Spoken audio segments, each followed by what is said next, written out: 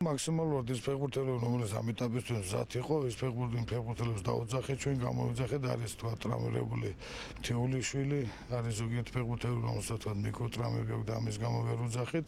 შეკრებად შეეხება ჩვენ შევეკრიბებთ 18-ში უკვე მესამე დღეა გავდივართ შეკრებას, ხვალ გამხანაგური თამაში, ბოლო გადამწყვეტი ამხანაგური თამაში გაგრასთან. წელიწად ნახევარი საერთოდ არ მივარჯიშია, მაგრამ ნენელა რაც დავიწყე უკვე ნახევარი წელი გავიდა და შედარებით უკეთესად რა თქმა უნდა და ნენელა უმატებდა.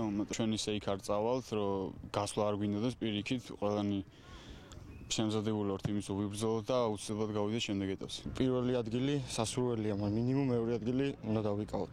სასურველი მეორე ადგილი მინიმუმ არის. ხორვატია, იმიტომ რომ თან სახში თამაშობს, თან უფრო გამოცდილი გუნდია ყოლება ვიდრე აზერბაიჯანს და ისლანდიას. მაგრამ ორივეს აზერბაიჯანსა და ისლანდიასაც კაი გუნდი ყავს ძალიან.